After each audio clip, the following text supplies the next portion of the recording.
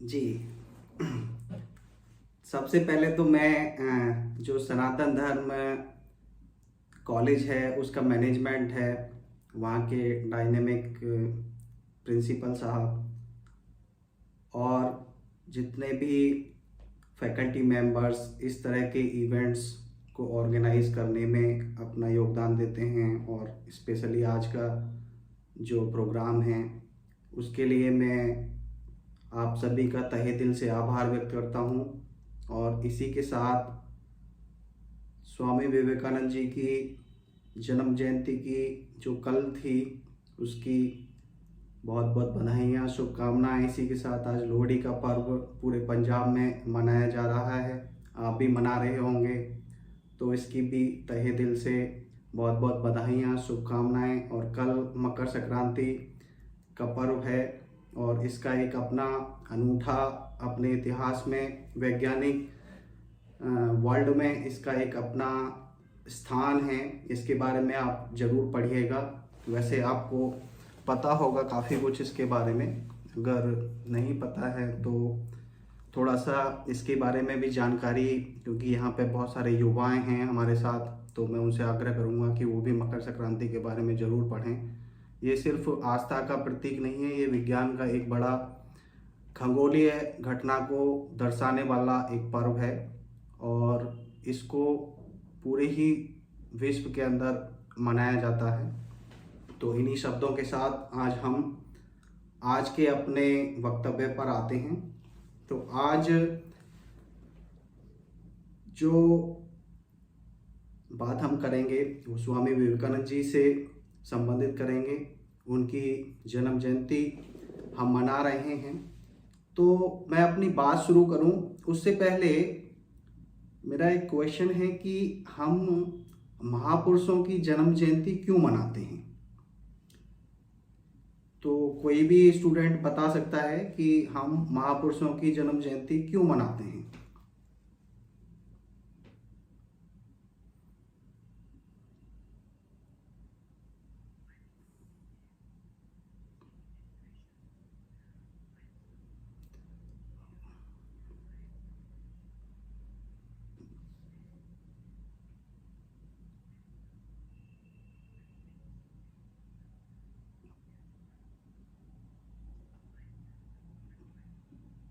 जी विपिन जी, बहुत बढ़िया, आपने बहुत ही अच्छा जवाब दिया। तो देखो, ये कारण है कि हम किसी भी महापुरुष की जो जन्म जयंती है, एक तो पहला तो उनके जीवन में जो उन्होंने इतना योगदान इस मानवता को दिया होता है उसके लिए हम उन्हें याद करते हैं। दूसरा, उनका जो जीवन होता है, त्याग, समर्पण और समाज सेवा से ओतप्रोत जो उनका जीवन होता है, उस जीवन से हम अपने जीवन में और आने वाली पीढ़ियों के जीवन में कुछ इम्पार्ट कर सकें, कुछ सीख सकें। तो इस करके सही कहा विपिन जी ने, तो हम ये जो महापुरुष होते हैं उनकी जन्म जयंती सेलिब्रेट करते हैं, मनाते हैं। तो स्वामी विवेकानंद जी, मैं देखता हूँ कि एक ऐसे हमारे देश के अंदर फिगर हैं कि कोई भी ऐसा युवा होगा, कोई विरला ही होगा कि जो स्वामी विवेकानंद जी के जीवन और उनके जो सीख थी, उनके जो जीवन के उपदेश थे, उनसे इंस्पायर्ड ना हुआ हो, उनसे मोटिवेटेड ना हुआ हो। मैं जब विद्यार्थी था तब भी और आज भी मैं बहुत सारे विद्यार्थियों से मिलता हूँ, उनके हॉस्टल्स में देखता हूँ, तो मैक्सिमम विद्यार्थियों के जो डेस्क होती है उसके सामने स्वामी विवेकानंद जी का फोटो लगा रहता है। और एक उनका बहुत ही फेमस कोट है कि जब तक प्रयास करते रहो जब तक आपकी मंजिल आपको ना मिल जाए। तो स्वामी विवेकानंद जी की जब बात की जाती है तो वो एक ऊर्जा और मोटिवेशन का संचार करने वाली बात होती है। उनका नाम लेते ही युवाओं के अंदर एक जोश, जुनून और मोटिवेशन जाग जाता है।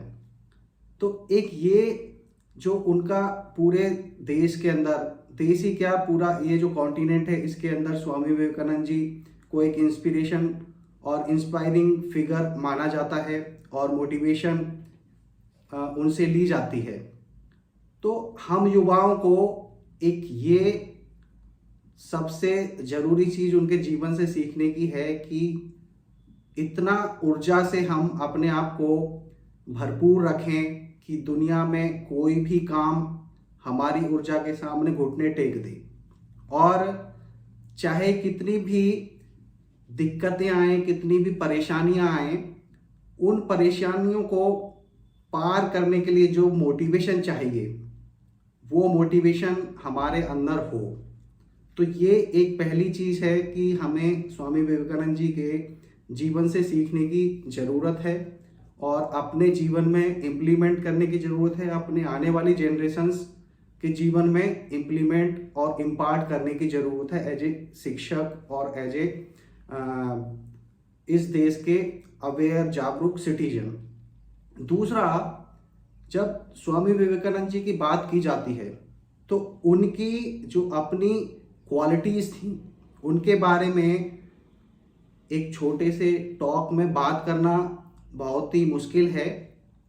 और उनके अंदर बहुत ही क्वालिटीज़ थी, लेकिन जो उनकी एक बहुत ही अच्छी क्वालिटी थी वो थी आत्म संपूर्णता, सेल्फ परफेक्शन। तो स्वामी विवेकानंद जी, जिसे आजकल बोलते हैं ना बॉलीवुड में कि आमिर खान एक मिस्टर परफेक्शनिस्ट है, तो इस दुनिया में अगर महापुरुषों की बात की जाए तो सबसे ज़्यादा कोई परफेक्ट था ना तो वो स्वामी विवेकानंद जी थे। सेल्फ परफेक्ट थे वो कोई भी ऐसी कमी अगर होती थी तो वो पहले अपने आप को करेक्ट करते थे। तो इतनी आत्म संपूर्णता स्वामी विवेकानंद जी के अंदर थी। तो हमें उनसे एक ये भी चीज़ सीखने की ज़रूरत है, क्योंकि जब हम समाज में काम करते हैं, चाहे किसी भी व्यवसाय में करें, तो बहुत सारी समस्याएं आती हैं और ज़्यादातर लोग उन समस्याओं के लिए अपने आप को जिम्मेदार ना ठहरा के किसी दूसरे को जिम्मेदार ठहराते हैं, चाहे पड़ोसी हो, चाहे हमारा कोई कलीग हो, अगर परिवार है तो चाहे हमारे बच्चे हों, चाहे हमारे पेरेंट्स हों, चाहे हमारे सिबलिंग्स हों। तो इस तरह से हम दूसरों को दोषी ठहराने की कोशिश करते हैं, अपनी कमियों को दूसरों के माथे मढ़ने की कोशिश करते हैं। लेकिन अगर हम वास्तव में ही स्वामी विवेकानंद जी को याद करना चाहते हैं, उनसे कुछ सीखना चाहते हैं, तो हमें युवाओं को खासकर उनसे ये क्वालिटी ज़रूर अपनी लाइफ में इम्प्लीमेंट करने की कोशिश करनी चाहिए कि कमी हमारे या समाज के किसी भी काम में है तो वो हमें अपने अंदर परफेक्शन लाने की कोशिश करनी है, ना कि किसी दूसरे को हमें इल्ज़ाम लगाना है या किसी दूसरे की कमी निकालनी है। तीसरा, जो स्वामी विवेकानंद जी थे वो समाज सेवा की एक जीती जागती मिसाल थे। उनका संपूर्ण जीवन ही समाज सेवा में लगा। आज हम अपने लिए बहुत सारे एफर्ट्स डालते हैं, अपने प्रोफेशन के लिए, अपने कैरियर के लिए, अपनी फैमिली के लिए। ठीक है, वो डालना भी चाहिए। मैं तो खुद भी कहता हूँ कि स्वार्थ से ही सेवा है, पहले स्वार्थी बनो फिर सेवा करो। बट इतना ही नहीं होना चाहिए कि स्वार्थ से ही स्वार्थ और स्वार्थ। तो जब अपने आप को इस्टेब्लिश कर लो socially, financially, family point of view से, तो हमें इस समाज को आगे बढ़ाने के लिए, इस समाज को एक दिशा देने के लिए कहीं ना कहीं अपना योगदान देने की बहुत ज़्यादा ज़रूरत है। ऐसा नहीं कि सिर्फ कैरियर है तो सिर्फ अपना है, तो उसके साथ साथ हम दूसरे लोगों के बारे में भी चिंतन कर सकते हैं। समाज की बहुत सारी समस्याएं हैं, क्योंकि जब समाज जागरूक होता है तो समस्याएं किसी एक सत्ता के हाथ की बात नहीं होती है कि ये सरकार आएगी या वो सरकार आएगी तो ही इस समाज की जो समस्याएं हैं उनका समाधान होगा। अगर समाज जागरूक होता है तो सत्ताओं का नाम तो बाद में आता है, पहले समाज ही उन सारी समस्याओं का समाधान कर देता है। और इस समाज में अगर जागरूकता की बात की जाए, समाज सेवा की बात की जाए, तो सबसे बड़ी जो समाज सेवा है वो शिक्षा। जिससे आप सभी, हम सभी लोग जुड़े हुए हैं। शिक्षा से बड़ी कोई समाज सेवा नहीं, कोई देश सेवा नहीं। अगर शिक्षा को हमने सही से समझ लिया और सही से अपने विद्यार्थियों के जीवन में उतार दिया, तो इससे बड़ी शायद ही कोई समाज सेवा हो। तो हमें अगर स्वामी विवेकानंद जी से कुछ सीखना है, उनको वास्तव में उनकी जन्म जयंती पर उनको हमें श्रद्धांजलि देनी है, उनको याद करना है उनके अच्छे कार्यों के लिए, तो हमें उनसे ये चीज़ सीखने की बहुत ज़्यादा ज़रूरत है। और आज के समाज में तो खासकर, क्योंकि आज ज़्यादातर लोग, पहले सामाजिक होते थे, अभी लोग ज़्यादातर अपने आप को आइसोलेट करते जा रहे हैं। न्यूक्लियर फैमिलीज हुई, चाहे जो यंगस्टर्स हैं वो भी बाहर जाते हैं जॉब के लिए, या घर पे भी रहते हैं, तो ज़्यादातर वो घर में 4-5 लोग हैं, उसके बावजूद भी उन्होंने अपने आप को आइसोलेट किया हुआ है। चाहे व्हाट्सएप में आइसोलेट कर रखा है, चाहे फेसबुक में कर रखा है, चाहे दूसरे जो सोशल मीडिया हैंडल्स हैं उनमें आइसोलेट किया हुआ है। तो कहीं ना कहीं हमें अपने आप को उस समाज सेवा की तरफ, समाज सेवा सिर्फ ये ही नहीं कि किसी को कुछ देने से ही समाज सेवा है। समाज सेवा आपस में अपने दोस्तों के साथ, अपने पड़ोसियों के साथ, अपने समाज के लोगों के साथ चीज़ों पे चर्चा करना, जो समाज की समस्याएं हैं उन पे चर्चा करना, उनका समाधान निकालने की कोशिश करना, वो भी एक बहुत बड़ी समाज सेवा है। चौथा जो सबसे महत्वपूर्ण चीज हम स्वामी विवेकानंद जी से सीख सकते हैं वो है राष्ट्र निर्माण। और अगर हम यूं कहें कि राष्ट्र निर्माण का अगर कोई सिनोनिम है तो वो स्वामी विवेकानंद जी हैं। और स्वामी विवेकानंद जी का सिनोनिम अगर बोलें तो राष्ट्र निर्माण। उनका अगर जीवन पढ़ें तो उन्होंने राष्ट्र निर्माण में अपना जीवन पूरा लगाया। और आज अगर राष्ट्र निर्माण की बात की जाए तो लोगों के मन में एक चीज़ याद आती है स्वामी विवेकानंद जी से संबंधित, कि उन्होंने अमेरिका में जाके इतना अच्छा भाषण दिया, इतना अच्छी बातें हमारे सनातन संस्कृति के बारे में देश के विदेश के लोगों को बोली। और बहुत ही प्रभावी उनका भाषण, जो सारी दुनिया में बहुत सारी यूनिवर्सिटीज़ में, बहुत सारे विश्वविद्यालयों में वो कोट किया जाता है, पढ़ा जाता है, समझा जाता है, लिखा जाता है, वो बहुत ज़्यादा पॉपुलर है। तो बहुत सारे युवा सोचें कि हमको उस तरह का प्रभावी वक्ता बनने की ज़रूरत है राष्ट्र निर्माण के लिए, या हमें उस तरह का चिंतन करने की ज़रूरत है। बिल्कुल, वक्ता भी बनने की ज़रूरत है, चिंतन करने की भी ज़रूरत है। उस समय उन चीज़ों की ज़्यादा ज़रूरत थी। कुछ चीज़ें समय अनुरूप होती हैं, जैसे अगर आज राष्ट्र निर्माण की अगर बात की जाए तो वो चीज़ें, अच्छा वक्ता बनना, अच्छा चिंतन करना यकीनन जरूरी है। लेकिन आज अगर राष्ट्र निर्माण की बात की जाए तो आज राष्ट्र निर्माण की परिभाषाएं थोड़ी बदल गई हैं। अब अर्थ से राष्ट्र निर्माण होता है। अगर हम बात करें अमेरिका की, तो अमेरिका दुनिया का सबसे ताकतवर देश है। क्यों? क्योंकि उसकी जो अर्थव्यवस्था है वो इतनी मजबूत है कि वो किसी को भी डरा सकता है, धमका सकता है, कितने भी युद्ध लड़ सकता है, और अपने देश के लोगों को वो सब कुछ दे सकता है जो देना चाहिए। तो आज अगर राष्ट्र निर्माण की बात की जाए तो राष्ट्र निर्माण मतलब आर्थिक संपन्नता। तो हम यहाँ पे शिक्षा से जुड़े हुए शिक्षक और शिक्षार्थी हैं, और जो युवा हैं, जो विद्यार्थी हैं, वो आने वाले समय में इस देश के वो नागरिक बनेंगे जो भिन्न भिन्न व्यवसायों में, भिन्न भिन्न सर्विसेज में, जॉब्स में, नौकरियों में अपनी सेवाएं देंगे। तो हमें ये राष्ट्र निर्माण का जो आर्थिक पक्ष है उसको समझने की ज़रूरत है। अगर वास्तव में हम स्वामी विवेकानंद जी को श्रद्धांजलि देना चाहते हैं, उनको याद करना चाहते हैं उनके कामों के लिए, तो हमें राष्ट्र निर्माण की परिभाषा थोड़ी रीडिफाइन करनी पड़ेगी। हमें आर्थिक संपन्नता को केंद्र में रखना पड़ेगा। आज सारी दुनिया आर्थिक संपन्नता के लिए लड़ाई लड़ रही है, और हमारा देश भी आर्थिक संपन्नता के लिए प्रयास कर रहा है। एक नहीं, सैकड़ों संगठन आर्थिक संपन्नता के लिए कार्य कर रहे हैं।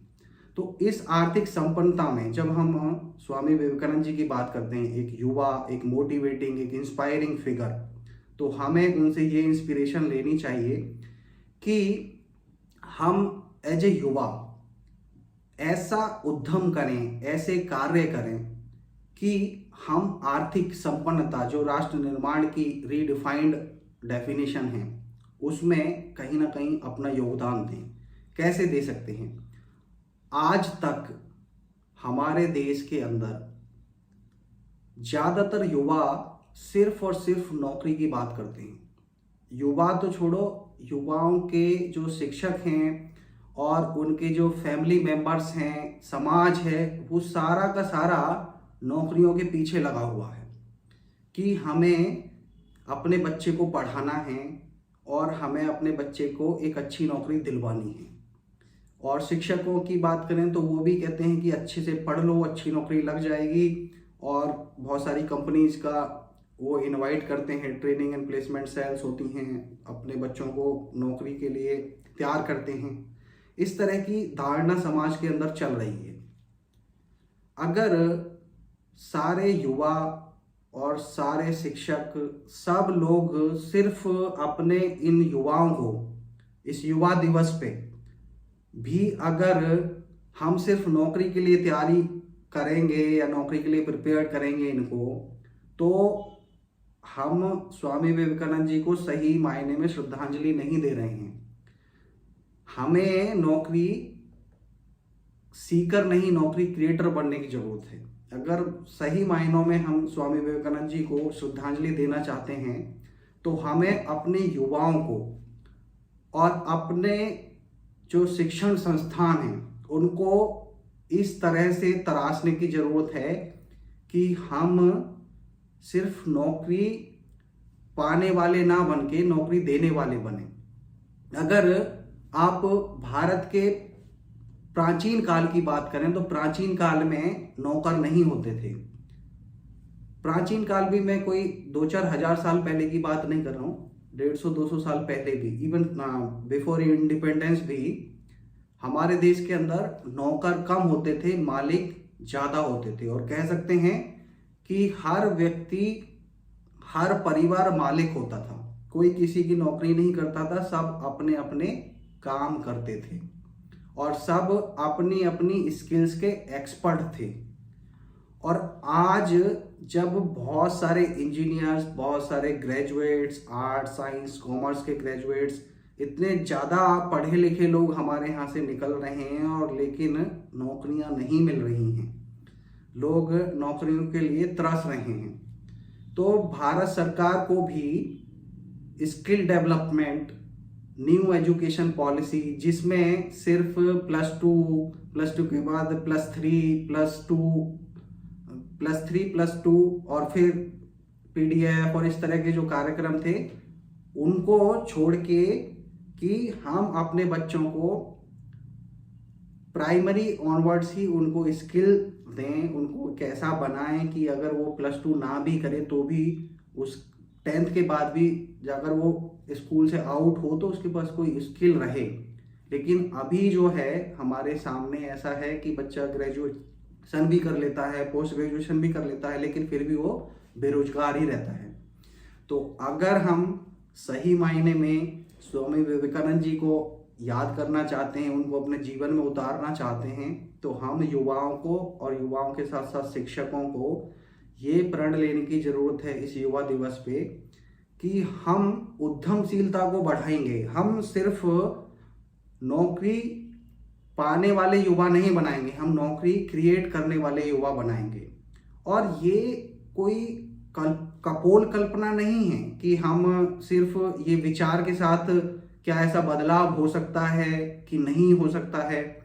तो मैं आपको एक छोटा सा डेटा दूंगा, अगर आप वो डेटा सुनोगे तो आपको भी यकीन हो जाएगा कि हाँ, हम बिल्कुल ऐसा बदलाव ला सकते हैं, उद्यमशीलता वाला बदलाव हम ला सकते हैं। युवाओं को हम नौकरी करने वाले से नौकरी बनाने वाला बना सकते हैं।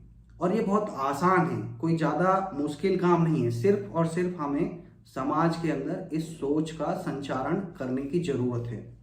तो अब हम कैसे कर सकते हैं कि जब भी हम, चाहे हमारा बच्चा हो, चाहे हमारे रिश्तेदार का बच्चा हो, चाहे हमारी कक्षा में, हमारी क्लास में पढ़ने वाला बच्चा हो, तो हमें उन लोगों को, जो आज तक का जो ट्रेडिशन था कि पढ़ाई कर लो, ये गेट का एग्जाम दे लो, आइल्स दे लो, टॉफेल दे लो, जीआरई दे लो, जीमेट दे लो, बाहर चले जाओगे, नौकरी लग जाएगी, वो हो जाएगा, उस तरह का जो माइंडसेट बना हुआ है, उससे आगे बढ़ने की जरूरत है। उसको चेंज करना नहीं, उससे भी आगे बढ़ने की जरूरत है कि आप कोई स्टार्टअप बनाओ।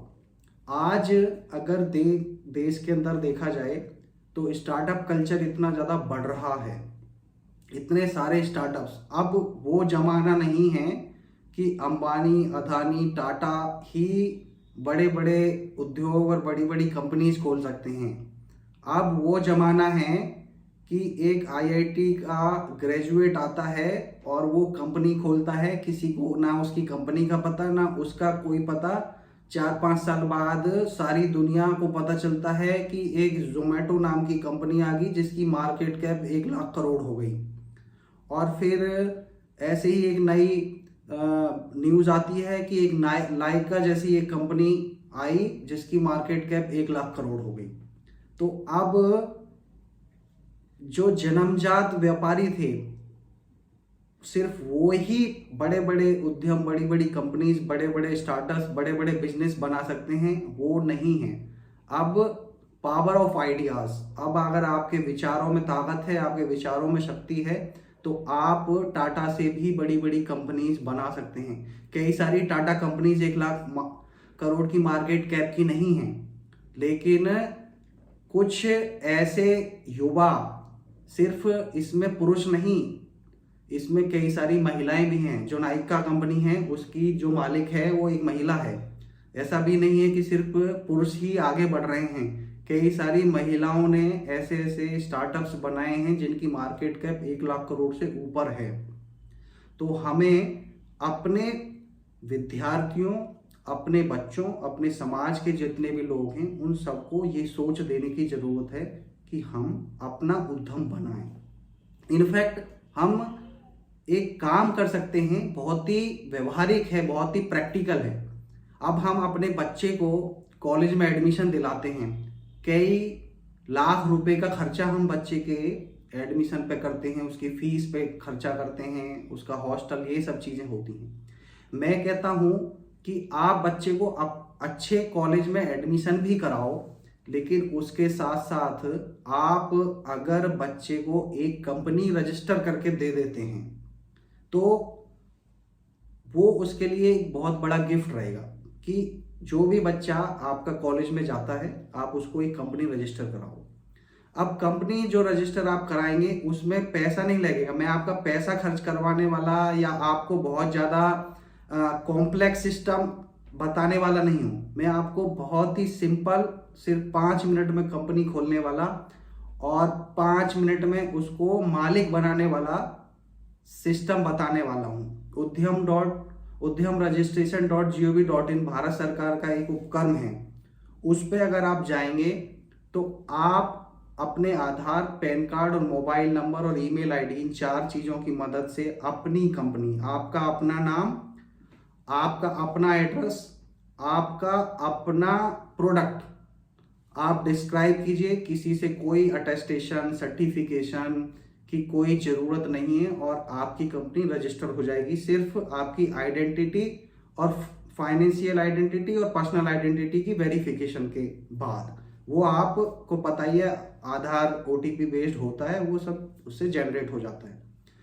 उसके बाद आपको लगेगा कि हमने कंपनी तो बना ली, प्रोडक्ट भी है हमारे पास, हमारे बच्चे को हमने कुछ हुनर भी सिखा दिया, लेकिन उसको खरीदेगा कौन? तो उसका भी उसी में समाधान है। उसमें 2 तरह के ऑप्शंस रहते हैं कि GeM, government e market place, एक बहुत ही उभरता हुआ मार्केट प्लेस इस देश के अंदर आता जा रहा है, बनता जा रहा है। अमेजोन का, फ्लिपकार्ट, स्नैपडील का नाम आपने सुना ही होगा। ऐसे ही जेम एक प्लेटफॉर्म है भारत सरकार का।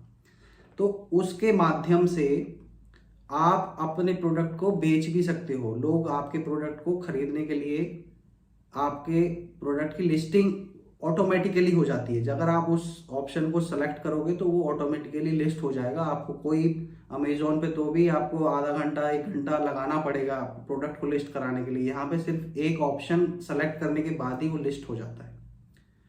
तो इस तरह से मैं चाहता हूँ कि हमारे समाज में एक ऐसी सोच आए कि हम अपने बच्चों को बहुत पढ़ाएंगे, बहुत अच्छी अच्छी स्किल्स देंगे, लेकिन हम बच्चों को एक गुण ये भी देंगे कि तुम मालिक हो, तुम मालिकों के बच्चे हो, तुम्हारे पूर्वज मालिक थे। हमारे देश में कोई नौकर नहीं था, हमारे देश के अंदर हर व्यक्ति मालिक था।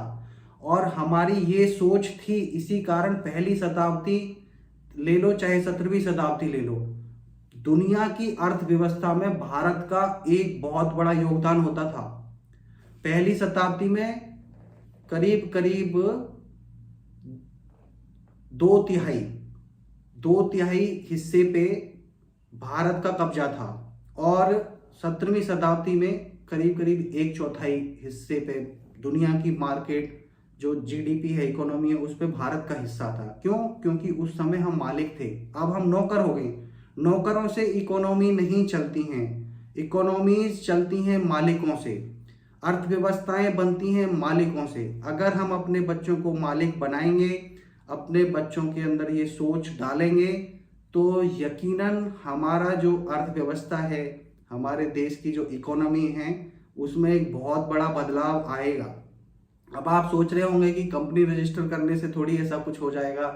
तो मैं आपको एक डेटा बताता हूं कि हमारे देश के अंदर करीब 1 करोड़ बच्चे 12वीं पास करके कॉलेज में जाते हैं। तो अगर हम इस सोच को इतना फैला दें कि हमारा बच्चा जैसे ही 12वीं करेगा, कॉलेज में एडमिशन लेगा, हम अपने बच्चे को एडमिशन के साथ साथ एक कंपनी भी बना के देंगे, और उनकी सोच जब ऐसे बदलेगी तो 1 करोड़ कंपनी हर साल हमारे देश के अंदर रजिस्टर हो जाएंगी। और उन 1 करोड़ कंपनीज में से, मैं ये नहीं कहता 1 करोड़ कामयाब हो जाए, अगर 1% भी सक्सेसफुल हो जाती हैं तो 1 करोड़ का 1% हुआ 1 लाख। तो 1 लाख कंपनी भी चल निकली। और अब मैं ये भी नहीं कहता कि 1 लाख जो कंपनीज हैं वो सारी की सारी जोमेटो, नाइका, ओला, ओयो जैसी बन जाए। उन 1 लाख में से भी मैं बोलता हूं कि 1% कंपनीज ऐसी हो जाएं जो 1 लाख करोड़ 50,000 करोड़ रुपए के मार्केट कैप की कंपनीज बन जाएं। तो उस 1 लाख का मतलब 1% मतलब 1,000। तो हर साल हम जोमेटो, नाइका, ओला, ओयो जैसी 1,000 कंपनीज इस देश के अंदर खड़ी कर सकते हैं। और अगर यही क्रम हमने 5-10 साल चला दिया तो 5-10 हजार कंपनीज आने वाले कुछ ही वर्षों के अंदर इस देश के अंदर जोमेटो, नाइका, ओला जैसी खड़ी हो जाएंगी।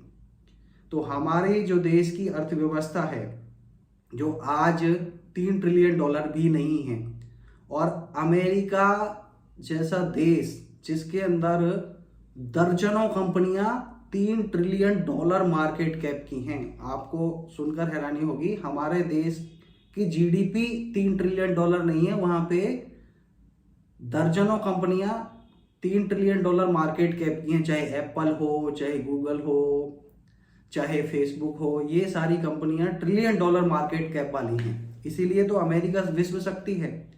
तो अगर हम ये मुहिम चलाते हैं इस युवा दिवस पे, अगर ये चीज हम एक मिशन मोड में चला लेते हैं, अपने विद्यालयों से शुरू करते हैं, अपने कॉलेजेस से शुरू करते हैं, और इसको हम अगले 5-10 साल तक एक मिशन बना देते हैं, समाज के अंदर एक क्रांति ला देते हैं, तो आप यकीन मानिए कि हमारे देश में 1-2 नहीं, कई सारी कंपनीज $1 ट्रिलियन की हो जाएंगी। अभी देखना पतंजलि योगपीठ जो एक ऐसा ही था, अभी आने वाले टाइम में वो आईपीओ लेके आने वाला है। तो मैं आपको बोलूं कि हमारे देश में आज तक एक भी कंपनी $1 ट्रिलियन की नहीं है। चाहे टाटा हो, अंबानी हो, कोई भी ग्रुप $1 ट्रिलियन नहीं। $1 ट्रिलियन मतलब 75 लाख करोड़। 75 लाख करोड़ मार्केट कैप की एक भी कंपनी इस देश के अंदर नहीं है, और अमेरिका में दर्जनों हैं। तो इतना दुर्भाग्य है हमारे देश का। 140 करोड़ का देश, जिसमें से मैक्सिमम युवा, और वो युवा युवा दिवस मना रहे हैं, और $1 ट्रिलियन का भी एक कंपनी इस देश के अंदर हम लोग खड़ी नहीं कर पा रहे हैं। ये हमारे लिए बड़े दुर्भाग्य की बात है। तो हमें इस युवा दिवस पे ये प्रण लेना चाहिए। स्वामी विवेकानंद जी के जीवन को अगर हमें चरितार्थ करना है, उनका जीवन से हमें कुछ सीखना है, तो राष्ट्र निर्माण, उन्होंने उस समय अपने हिसाब से राष्ट्र निर्माण किया। अब हमें उनके इस क्वालिटी को अपनी लाइफ में इम्प्लीमेंट करके हमें अगर अपने देश में राष्ट्र निर्माण करना है, तो हमें आर्थिक संपन्नता की तरफ बढ़ना पड़ेगा, और उसके लिए हमें मालिक बनना पड़ेगा, सोच हमें बदलनी पड़ेगी। तो इन्हीं शब्दों के साथ मैं कहना चाहूँगा कि हम स्वामी विवेकानंद जी से इन चीज़ों को सीखें, और हम सभी युवा और शिक्षक मिलकर स्वामी विवेकानंद जी की जो सीख हैं उनको राष्ट्र निर्माण में लगाएं। और आने वाले कुछ ही वर्षों में मुझे पूरा यकीन है कि आपके कॉलेज से भी कई सारे स्टार्टअप्स निकल सकते हैं, और ये इस स्टार्टअप कल्चर को सिर्फ एक पुश करने की ज़रूरत है, एक दिशा देने की ज़रूरत है। और इस तरह के कल्चर के लिए अगर किसी सपोर्ट की ज़रूरत है, किसी काउंसलिंग की ज़रूरत है, किसी भी चीज़ की ज़रूरत है, तो as a person, as a individual, मैं हमेशा आप लोगों के लिए तैयार हूँ। और अब तो काफ़ी बड़ा एक मिशन मोड में ये काम चल रहा है। जनवरी 2021 से मैंने ये काम शुरू किया था। तो अब भारत सरकार के उसी पोर्टल पे अगर जाके देखें तो करीब 60 लाख के करीब लोगों ने कंपनीज रजिस्टर की हुई हैं। आप भी खुद जाके देख सकते हैं। तो इन्हीं शब्दों के साथ मैं आप सभी से उम्मीद करता हूं कि आपके कॉलेज से भी कुछ युवा, कुछ इवन शिक्षक भी स्टार्टअप्स बना सकते हैं। इसमें बिल्कुल भी मनाही नहीं है कि शिक्षक नहीं कर सकते। तो शिक्षक भी कोई ना कोई कंपनी खोल सकते हैं, स्टार्टअप शुरू कर सकते हैं। तो इसी उम्मीद के साथ ये मेरी गुरु दक्षिणा भी है, क्योंकि आप लोग मुझे पे तो कर नहीं रहे हैं, तो कम से कम ये तो मैं आपसे मांग ही सकता हूँ कि 1-2 स्टार्टअप और 1-2 इस तरह की कंपनी शिक्षक और विद्यार्थी दोनों ही बनाएं, तो मुझे बड़ा अच्छा लगेगा और मुझे याद करेंगे उसमें किसी सपोर्ट के लिए। तो I will be happy to help you. तो इसी के साथ बहुत बहुत धन्यवाद, और कोई प्रश्न हो तो आप पूछ सकते हैं।